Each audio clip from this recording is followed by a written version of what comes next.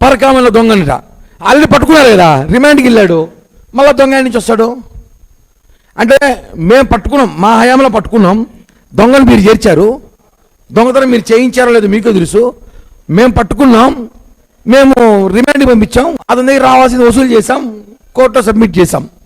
మీరు రవికుమార్ ఏం చేశారు? మీ హయాంలో పట్టుకున్నారు, కనీసం కానిస్టేబుల్ అన్న పోయారు ఇంటికే, కానిస్టేబుల్ హోమ్ గార్డెన్ పంపించారు వాళ్ళ ఇంటికే లేదు.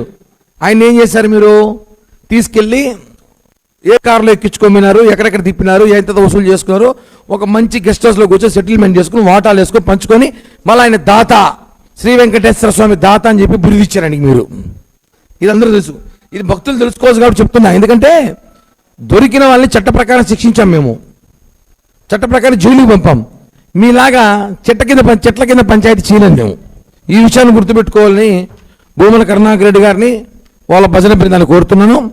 ఇది ఆల్రెడీ ముగిసిపోయిన అధ్యాయం, దీన్ని మళ్ళీ మీరు పెద్ద పెద్ద ఆర్టికల్తో పెద్ద పెద్ద బ్యానర్లు వేసుకొని పెద్ద పెద్ద తీసుకొచ్చి పెట్టడం కరెక్ట్ కాదని తెలియజేస్తున్నా. అదేవిధంగా వీళ్ళు చేర్చింది కూడా, వీళ్ళతో పాటు ఒక ఇన్వెస్టిగేషన్ చేయాలి టీటీడీ విజిలెన్స్ వాళ్ళు.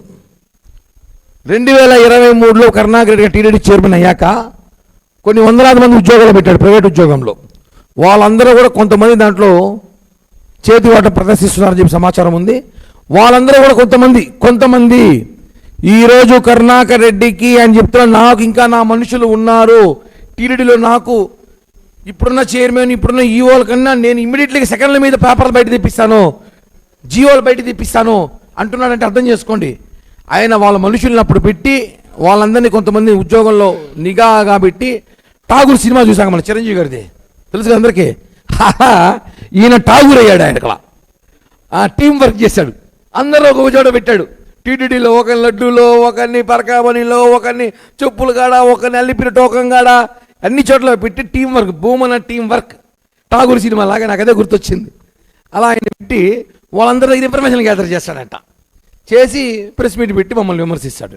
ఆ గ్యాదర్ చేసేటప్పుడు అది అయిందా, సెటిల్ అయిందా లేదా చూసుకోవాలి కదా సార్, చూసుకొని మాట్లాడాలి. సెటిల్ అయిపోయిందా అని తీసుకొచ్చి మాట్లాడడం కరెక్ట్ కాదు. మొన్న ఏదో ప్రెస్ మీట్లో మాట్లాడుతూ తిరుమల లడ్డూ ట్యాంకర్ బోల్తా పడింది, కడప జిల్లాలో అన్నాడు.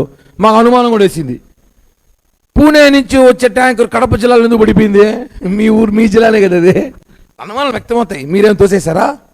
మీరేమైనా టైర్ల పంచర్ కింద పెట్టారా? అన్నీ మాట్లాడాల్సి వస్తుంది. మీరు అన్నీ మాట్లాడితే కడప జిల్లా ట్యాంకర్ పడిపోవడం యాక్సిడెంటు, దాన్ని మేము యాక్సిడెంట్గా మేము భావిస్తున్నాం. మీరు దాన్ని రాజకీయం చేయాలనుకున్నారు. కొండపైన నెయ్యే లేదన్నారు.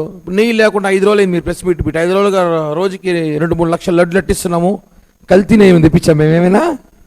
నెయ్యి లాంటిది మీరు వాడినారే, నెయ్యి లాంటి నెయ్యి తెప్పించి వాడామని లేదు కదా. నెయ్యితోనే ఉంది నిల్వ, ఎంత కావాలో నెయ్యి అంత నెయ్యి టీటీడీలో ఉంది. మాకు 3-4 కంపెనీలతో మాకు టైఅప్ ఉంది. ఒకటి మిస్ అయిన ఆ రోజు ఇమీడియట్లీ నెయ్యి తెచ్చుకున్నాం, సప్లై చేసాం.